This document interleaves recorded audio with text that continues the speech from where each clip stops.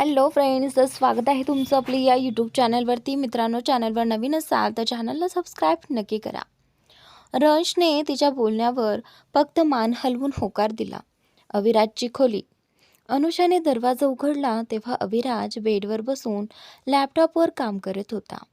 ती दरवाजाला टेकून काही क्षण त्याच्याकडे निरखत उभी राहिली. लॅपटॉपवरून नजर न हटवता अविराज म्हणाला, असं उभी राहिलीस तर हातपाय दुखतील बाळा. आत येऊनही मला मनसोक्त पाहू शकतेस. हे ऐकताच अनुषा आत आली.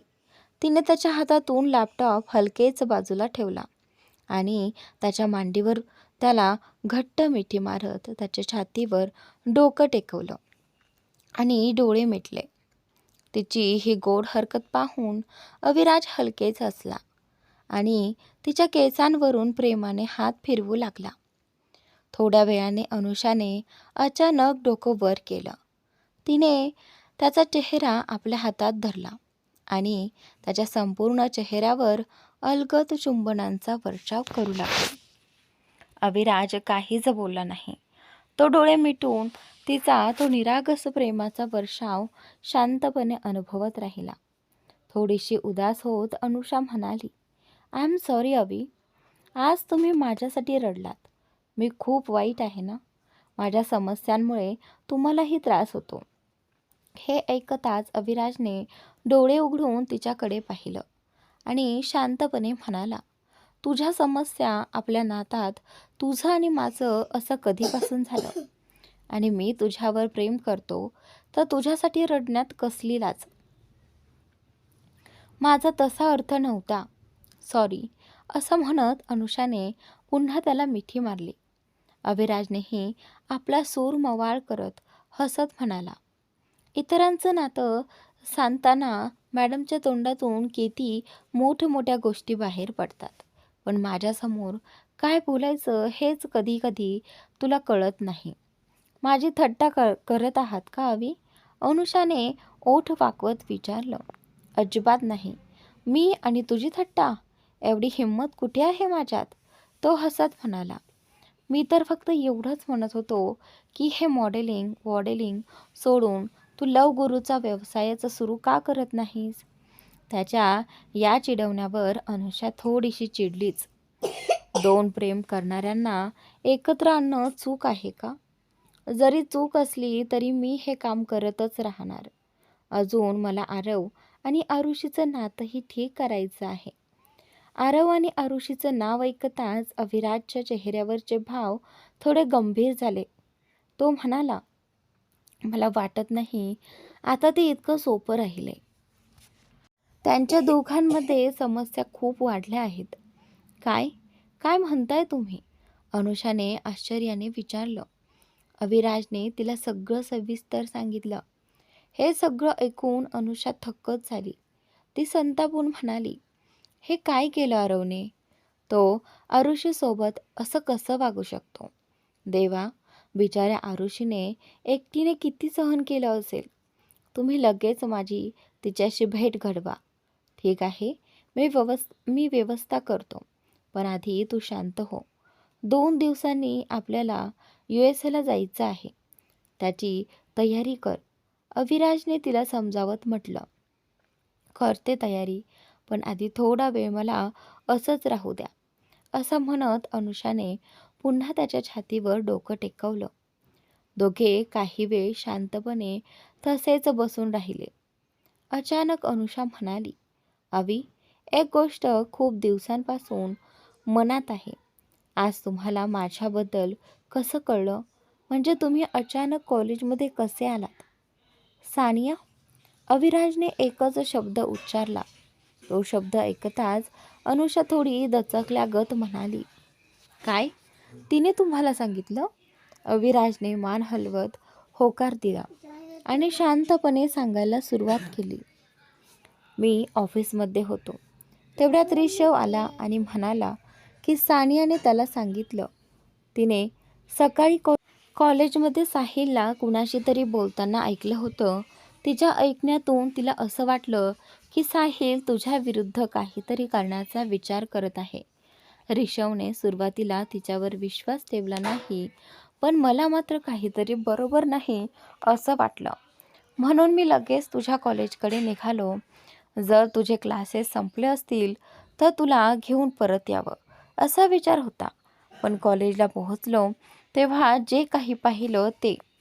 तो बोलता बोलता थांबला. अनुषाने मात्र थोड्या कटू स्वरात विचारलं, पण तिला अचानक माझ्याबद्दल काळजी का वाटली? मी जिवंत राहिले किंवा मेले तिचं काय जाणार होतं? अविराज हलकसं हसत म्हणाला, कदाचित उपकार फेडण्यासाठी. उपकार? कसले उपकार अवी? अनुषाने आश्चर्याने विचारलं. तेव्हा अविराजने तिला त्या दिवसाची संपूर्ण घटना सांगितली. सान्या कशी एका चुकीच्या जाळ्यात अडकली होती आणि तो व ऋषभ वेळेवर पोहोचून तिला कसं वाचवलं होतं. हे सगळं ऐकून अनुषा स्तब्ध झाली. इतकं काही घडलं होतं आणि तिला काहीच माहिती नव्हतं. मला आधी का नाही सांगितलं हे सगळं? तिने थोड्या नाराजीने विचारलं. अविराज शांतपणे म्हणाला, कारण मला नको होतं की तू विनाकारण आणखी एक टेन्शन घ्यावंसं. त्यावेळी तू आधीच अखिलच्या गोष्टीमुळे खूप त्रस्त होतीस. पण तरीही तुम्ही मला सांगायला हवं होतं अवी. अनुषाने लहान मुलीसारखा चेहरा करत म्हटलं. अविराजने तिच्या नाकाला हलकसा चिमटा काढत म्हटलं, आता या सगळ्या गोष्टी सोड आणि तुझ्या स्पर्धेवर लक्ष दे. 2 दिवसांनी मुंबई आंतरराष्ट्रीय विमानतळ. काही अलिशान गाड्या विमानतळाबाहेर येऊन थांबल्या. क्षणात तिथल्या मीडियाचं लक्ष त्या दिशेला गेलं. एवढ्या गाड्यांसोबत कोण मोठी व्यक्ती आली आहे हे पाहण्याची सर्वांना उत्सुकता होती. समोरच्या आणि मागच्या गाड्यांतून आधी बॉडीगार्ड उतरले आणि आपापल्या जागा घेतल्या. त्यानंतर मधल्या गाडीचा ड्रायव्हर उतरला आणि मागचं दार उघडलं. त्यातून अविराज बाहेर आला. अविराजला पाहताच गोंधळ घालणारी मीडिया अचानक शिस्तीत उभी राहिली.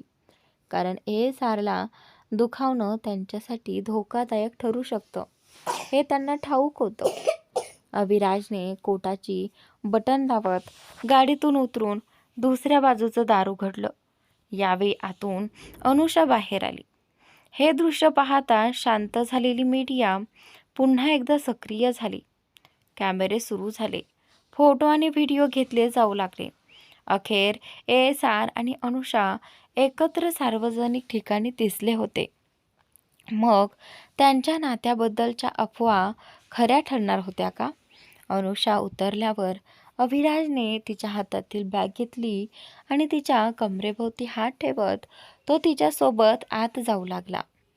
मागून त्याचे माणसं सामान घेऊन येत होती. एंट्रन्सजवळ पोहोचताच त्यांचा सामना निशाशी झाला.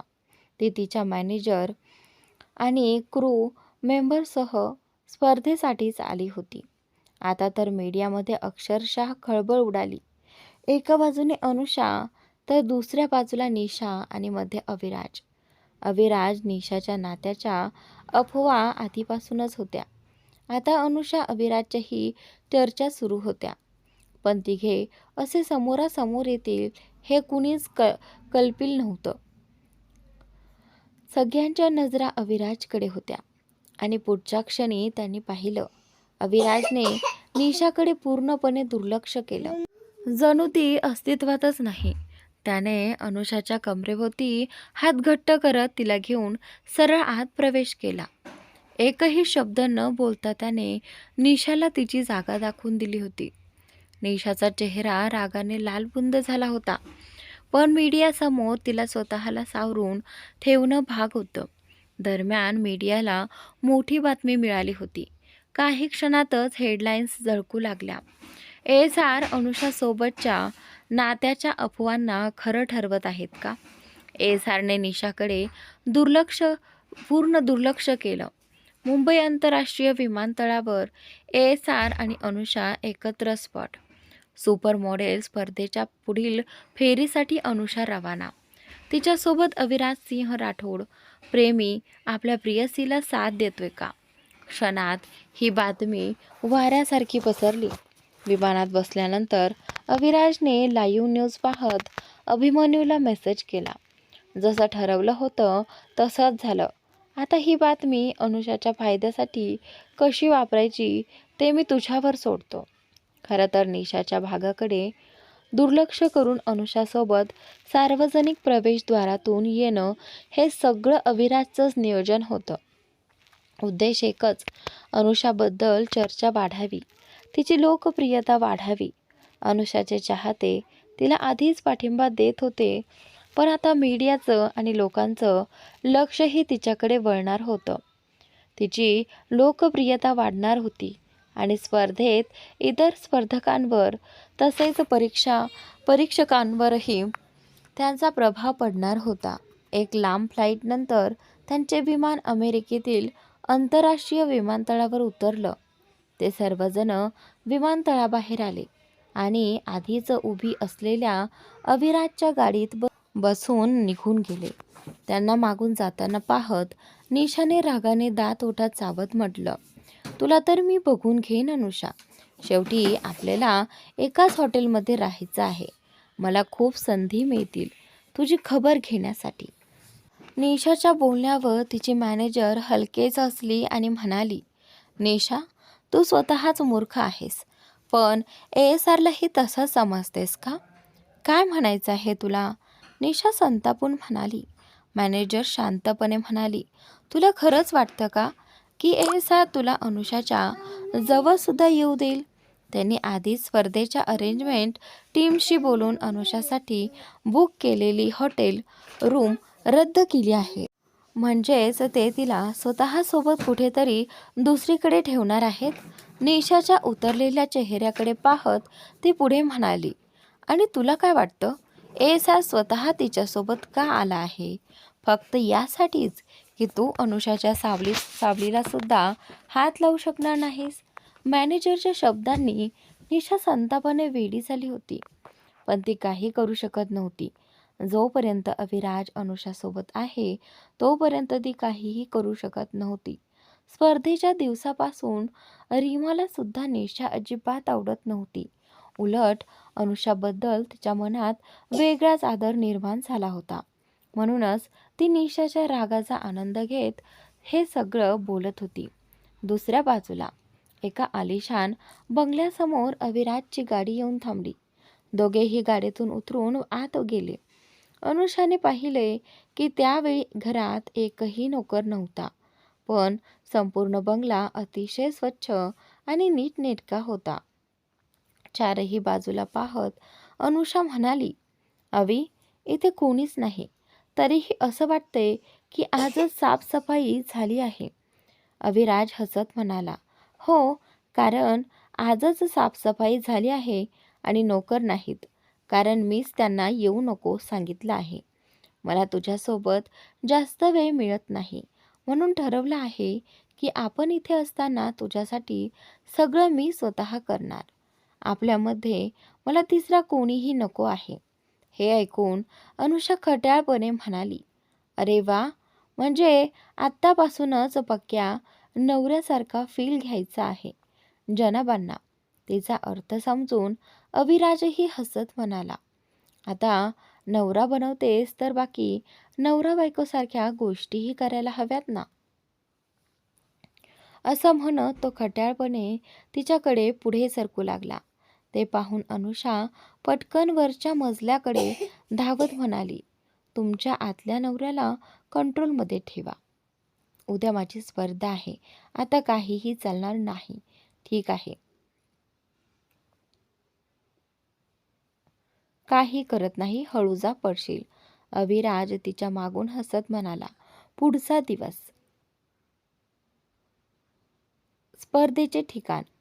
आजच्या फेरीत मागील फेरीतून निवडलेल्या 20 मॉडेल्स सेमीफायनलसाठी स्पर्धा करणार होत्या. आज सर्व मॉडेल्सना त्यांच्या त्वचेच्या रंगाच्या उलट रंगाचे कपडे घालून रॅम्प वॉक करायचा होता. हे सिद्ध करण्यासाठी की खरं मॉडेल कोणत्याही रंगाच्या कपड्यात तितकंच उठून दिसतो. सर्वांना त्यांचे कपडे देण्यात आले होते आणि फिटिंग्सही पूर्ण झाली होती. नंतर कपडे त्यांच्या चेंजिंग रूममध्ये पाठवण्यात आले. अनुषा चेंजिंग रूममध्ये बसून मेकअप करून घेत होती. अविराज सोफ्यावर बसून मोबाईलवर मेल्स तपासत होता. तेवढ्यात एक क्रू मेंबर येऊन ऋतूकडे अनुषाचा ड्रेस देऊन गेला. मेकअप पूर्ण झाल्यावर अनुषा कपडे बदलायला गेली. ड्रेस उघडताच तिथे उपस्थित सगळ्यांच्या डोळ्यात आश्चर्य दाटलं. ओ माय गॉड मॅम, हे तुमचे कपडे असे कसे झाले? ट्रायल वेळी तर अगदी परफेक्ट होते, ऋतू आश्चर्याने म्हणाली. ड्रेसवर मोठमोठे कट्स होते. इतक्या मेहनतीने तयार केलेला तो सुंदर ड्रेस पूर्णपणे खराब झाला होता. सगळेजण तणावात आले होते, पण अनुषाला मात्र काय घडलं आहे ते लगेच समजलं. ऋतू घाईने म्हणाली, मॅम तुम्ही हा ड्रेस द्या, मी ड्रेस डिपार्टमेंटशी बोलून दुसरा ड्रेस आणते. अनुषाने तिला थांबवत शांतपणे म्हटलं, काही उपयोग नाही ऋतू. त्यांना वाटेल की मला हा ड्रेस आवडला नाही म्हणून मीच असं केलं असेल, माझ्या पसंतीचा ड्रेस मिळवण्यासाठी. मग आता काय? बाहेर स्पर्धा सुरू झाली आहे, ऋतू चिंतेने म्हणते. अनुषा किंचित हसत म्हणाली, मी हाच ड्रेस घालणार. आणि त्यानंतर तिचं उत्तर ऐकून सगळे थक्क झाले. अविराजच्या चेहऱ्यावरही हलकंसं हसू उमटलं. तो उठत म्हणाला, गेट रेडी बच्चा, मी बाहेर प्रेक्षकांमध्ये जाऊन शो एन्जॉय करतो. अविराज चेंजिंग रूममधून बाहेर पडताच त्याची समोरासमोर भेट निशाशी झाली. तिला पूर्णपणे दुर्लक्ष करत तो पुढे जात होता, पण निशा त्याच्या समोर उभी राहून म्हणाली, कसा आहेस अविराज? बऱ्याच दिवसांनी भेटतोय आपण, नाही का? अविराज शांतपणे म्हणाला, बराच काळ झाला आहे, हे तुला आठवते? तर मागची भेट कशी झाली होती हेही आठवत असेलच. हे ऐकताच निशाच्या डोळ्यांसमोर तो प्रसंग आला, जेव्हा अविराजने तिला ऑफिसमधून हकलून दिलं होतं आणि अनुषासमोर तिचा अपमान केला होता. कडवट हसू करत निशा म्हणाली, माहितीये, तू तोच अविराज राहिला नाहीस ना, ज्याच्यावर मी प्रेम केलं होतं. तू पूर्णपणे बदललास आणि ते सगळं त्या अनुषामुळे. इथपर्यंत की मुंबईतल्या आपल्या प्रोडक्शन हाऊसचा इतका मोठा आगामी प्रोजेक्ट सोडून तू इथे आली आहेस, तिच्यासोबतच. ती काय लहान मुलगी आहे का, जिला कायम तुझीच गरज भासते? निशाने चिडून विचारलं. अविराज शांत पण ठाम आवाजात म्हणाला, पहिली गोष्ट म्हणजे तू स्वतःशिवाय कधी कोणावर प्रेमच केलं नाहीस आणि प्रेमात माणसं बदलतातच. मला प्रत्येक गोष्ट, प्रत्येक काम तिच्यासोबत करायला आवडतं. दुसरी गोष्ट म्हणजे माझ्यासाठी माझ्या अनुषापेक्षा महत्त्वाचं काहीच नाही आणि इथे ती तिच्या आयुष्यातलं सर्वात मोठं स्वप्न पूर्ण करायला आली आहे. त्यामुळे बाकी कुठल्याही गोष्टीची मला पर्वा नाही. हे बोलून अविराज तिथून निघायला वळला, पण 2 पावलं चालून तो थांबला आणि मागे वळून निशाकडे पाहत म्हणाला, आणि हो, ती लहान मुलगी नाही, माझी शेरणी आहे ती. कधी कोणावर रागावेल आणि त्याला फाडून टाकेल सांगता येत नाही, म्हणून मी तिच्यासोबत आलो आहे. तिला नेहमी माझी गरज असते की नाही हे मला ठाऊक नाही, पण तिच्याशिवाय मी एक क्षणही श्वास घेऊ शकत नाही, म्हणून शक्य तितकं तिला माझ्यासोबत ठेवण्याचा प्रयत्न करतो. त्याच्या चेहऱ्यावर हलकीशी स्मितरेषा होती. निशाची जणू उघडपणे खिल्ली उडवत तो निघून गेला. निशा मात्र राग गिळून तिथेच उभी राहिली. तिच्या डोळ्यात पाणी तरळलं होतं. तिच्या शेजारी उभी असलेली रीमा काही क्षण तिची अवस्था पाहत मनातल्या मनात हसली आणि म्हणाली, निशा, असं रडू नकोस. तुझा मेकअप खराब होईल आणि मेकअपशिवाय तुझा चेहरा पाहिला तर लगेच रिजेक्ट करतील तुला. निशाने तिला रागाने कटाक्ष टाकला. रीमाने तिला घेऊन बॅक स्टेजकडे गेली. दरम्यान स्पर्धा सुरू झाली होती. निवडक 20 मॉडेल्स उलट क्रमांकाने स्टेजवर येत होते. 20, 19, 18. अनुषा क्रमांक 1 असल्याने ती शेवटी येणार होती. ऑडियन्समध्ये अगदी पुढच्या रांगेत विशेष पाहुण्यांच्या जागी बसलेला अविराज प्रत्येक मॉडेलची परफॉर्मन्स बारकाईने पाहत होता. त्याच्या शेजारी विजय बसला होता. तो हसत म्हणाला, "इतक्या लक्षपूर्वक काय बघतोयस राज? कंपनीसाठी नवीन मॉडेल निवडतोयस का?" अविराज नजरेसमोरच पाहत म्हणाला, "नाही, पण प्रत्येक मॉडेलमध्ये काय खास आहे ते निरीक्षण करतोय. त्यानुसार आपल्या बच्च्याला फायनलसाठी तयार करता येईल." विजय प्रभावित होऊन म्हणाला, "तुझी नजर गरुडासारखी आहे. तू तर आत्ताच सांगशील यापैकी कोणत्या 10 फायनलमध्ये जाणार. असंच थोडं तू संपूर्ण एंटरटेनमेंट वर्ल्डवर राज्य करतोय." अविराज हलकसं हसला, "आणि लवकरच या एंटरटेनमेंट वर्ल्डवर राज्य करणाऱ्या किंगची क्वीनही येईल. फक्त बघत राहा. मी माझ्या बच्च्याला कुठे नेऊन पोहोचवतो." ते बोलत असतानाच पुढच्या मॉडेल म्हणून निशाचं नाव जाहीर झालं. ती काळ्या रंगाच्या ड्रेसमध्ये रॅम्पवर आली. विजयने चेहरा वाकवत म्हटलं, "काळा रंग सगळ्यांवर शोभतोच असं नाही आणि तो कॅरी करणंही जमायला हवं." अविराज हसू आवरत म्हणाला, "थांब, तुझी बहीण आली की मूड ठीक होईल." निशाने पोजेस दिल्या. जजेस गुण नोंदवत होते. विजय गंभीर होत म्हणाला, "नफरत बाजूला ठेवली तर निशा छोटीसाठी कडक स्पर्धक आहे. तिचं वय पाहिलंयस का? मॉडेलिंग इंडस्ट्रीत कमी वयाला जास्त संधी मिळते. निशालाही हे माहीत आहे. म्हणूनच ती अभिनय क्षेत्रात प्रवेशासाठी धडपडते." निशाने रिटर्न घेताना अविराजकडे प्रेमाने पाहिलं, पण अविराजने कंटाळवाण्यासारखे डोळे फिरवले. विजयला हसू आवरलं नाही. निशा चिडून परत गेली. थोड्याच वेळात शेवटच्या मॉडेलसाठी अनुषाचं नाव घेतलं गेलं. विजय उत्साहाने मोबाईल काढून म्हणाला, "माझ्या बहिणीची परफॉर्मन्स आहे, रेकॉर्ड करायलाच हवी." अविराजने मान हलवली आणि स्टेजकडे लक्ष केंद्रित केलं. अनुषा गडद वाईन रंगाच्या ड्रेसमध्ये स्टेजवर आली. सुरुवातीला तो ड्रेस काळा वाटत होता, पण लाईट्स पडताच त्याचा खरा रंग खुलून दिसू लागला. ड्रेस अनोखा होता. ठिकठिकाणी आडवे-तिडवे लांब कट्स होते. ज्यांना माहिती नव्हतं त्यांना तो डिझाईन वाटत होता, पण खरी गोष्ट काही जणांनाच ठाऊक होती. अविराज त्यातलाच एक. अनुषा आत्मविश्वासाने चालत स्टेजच्या मध्यभागी आली. पोज देताना तिची नजर अविराजशी भिडली. अविराजने तिला वरून खाली न्याहाळलं आणि खोल श्वास घेतला. तिच्या गालांवर लाली चढली आणि ती हलकेच हसली. मीडिया कॅमेरे तत्काळ अविराजकडे वळले. बातमी झळकली. मिस अनुषा सेमीफायनलच्या रॅम्प वॉक दरम्यान तिच्या कथित बॉयफ्रेंड मिस्टर एएसआरकडे पाहून हसली. बॅक स्टेजवर निशा संतापाने पेटून उठली होती. राऊंड संपल्यानंतर सर्व मॉडेल्स निकालासाठी उभ्या राहिल्या, पण निकाल जाहीर होण्याआधीच अनुषाने अँकरकडून माईक घेतला. "येथे उपस्थित मान्यवर, परीक्षकांची मी क्षमा मागते, पण निकाल जाहीर करण्यापूर्वी मला एक महत्त्वाची गोष्ट सांगायची आहे." सगळीकडे कुजबूज सुरू झाली. एका जजने तिला बोलण्याची परवानगी दिली.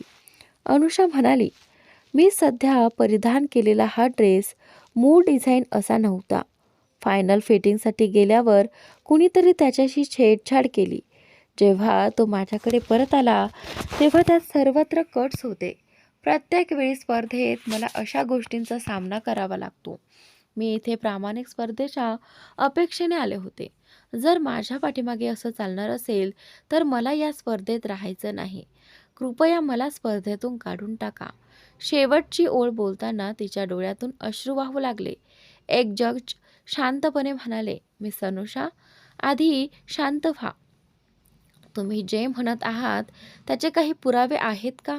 त्याच क्षणी ऋतूने ड्रेसच्या डिझायनरला स्टेजवर आणलं. त्यांनी मूळ डिझाईनची प्रत दाखवली. मोठ्या स्क्रीनवर एक व्हिडिओ प्ले होऊ लागला. तो व्हिडिओ पाहताच सगळ्यांचे डोळे आश्चर्याने विस्फारले. अगदी अविराजलाही धक्का बसला होता. अनुषाकडे हा व्हिडिओ आला तरी कसा?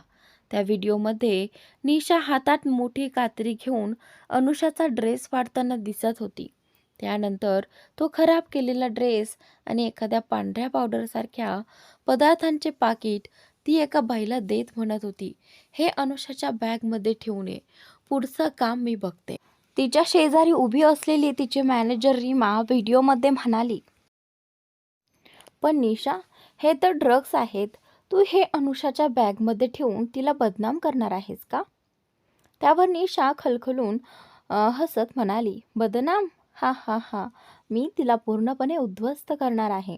विचार करून बघ, एखाद्या मॉडेलकडे ड्रग्ज सापडले म्हणजे तिचं करिअर संपलंच समजा. ती स्पर्धेतून बाहेर जाईलच. शिवाय आंतरराष्ट्रीय स्तरावर तिच्यावर ड्रग्जचा आरोप झाला तर तिला मॉडेलिंग इंडस्ट्रीतून कायमचं बंदी घातली जाईल. निशाचा कपटी डाव ऐकून रीमा पुन्हा म्हणाली, तू तिचा ड्रेस आधीच खराब केलाय. ती त्या राऊंडमध्ये सहभागी होणार नाही म्हणजे आपोआपच स्पर्धेतून बाहेर जाईल. मग हे ड्रग्जचं प्रकरण कशाला?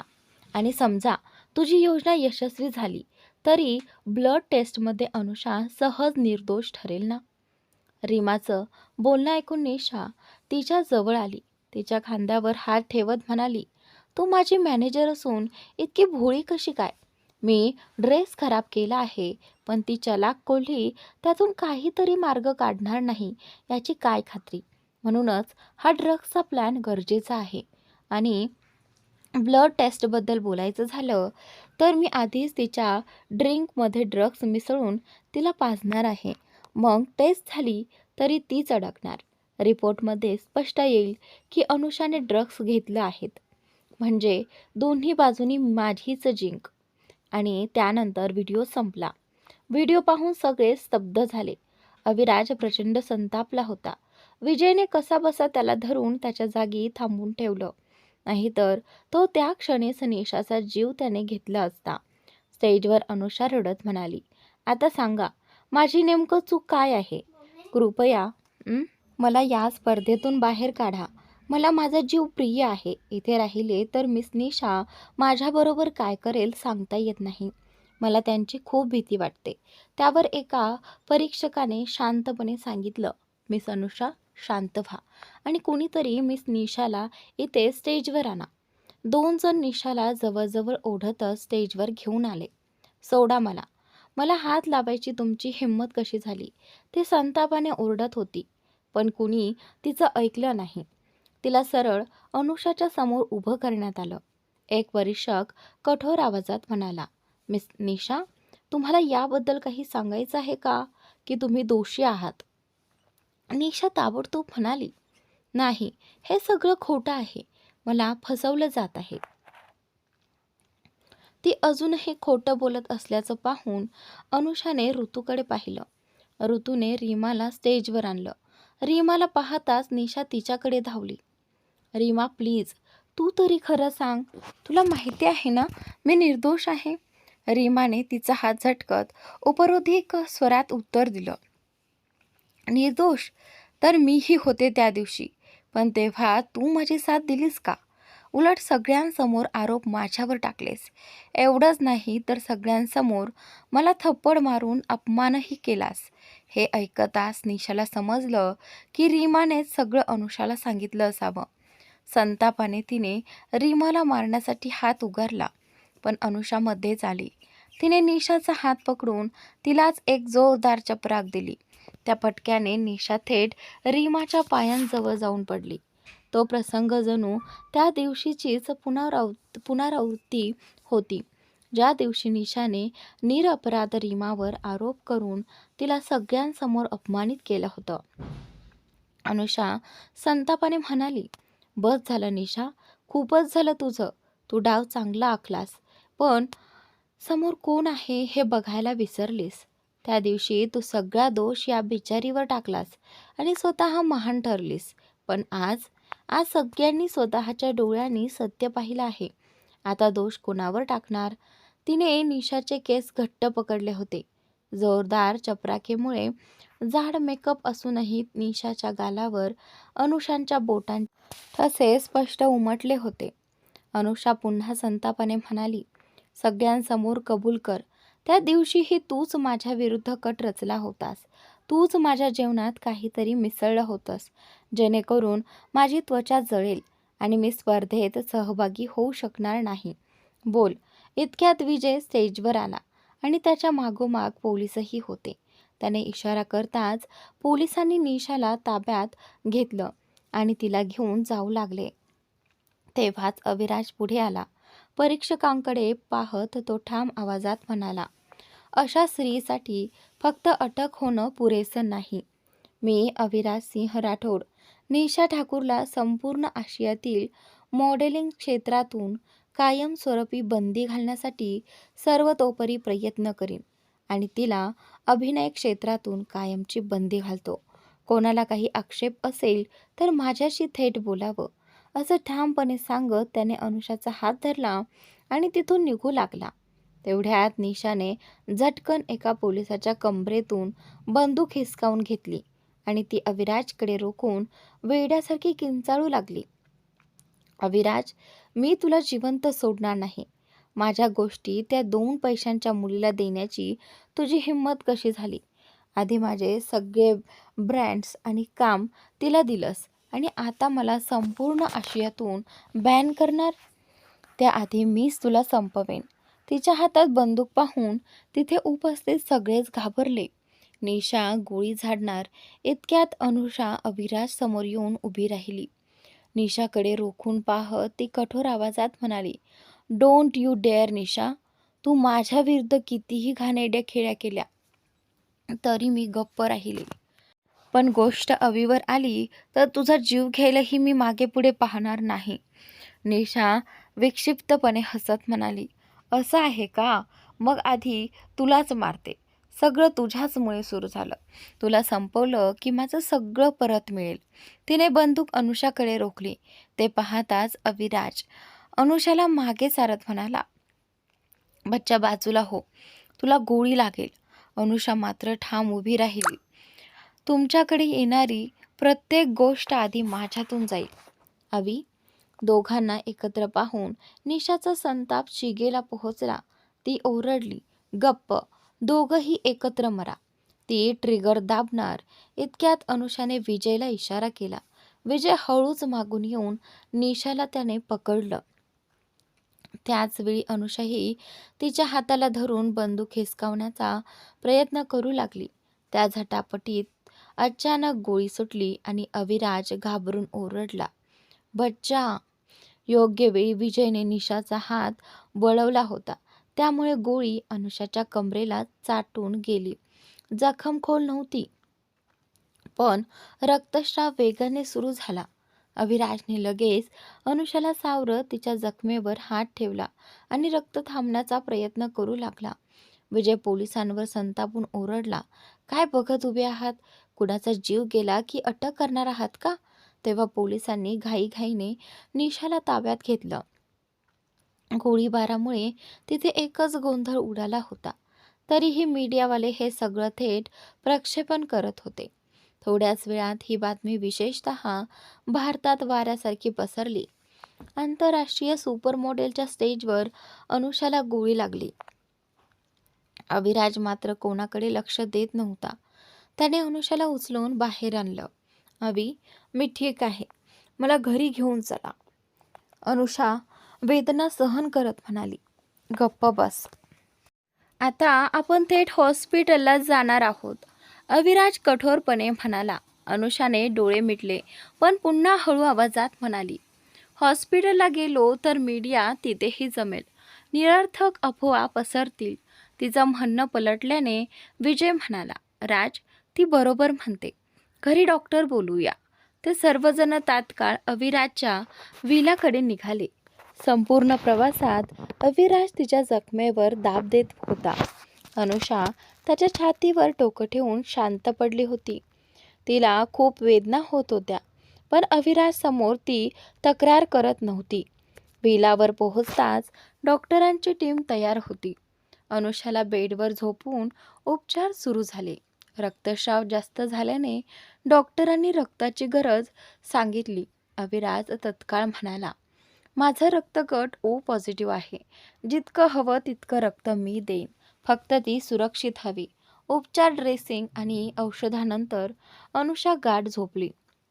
डॉक्टरांनी आवश्यक सूचना देऊन ते निघून गेले.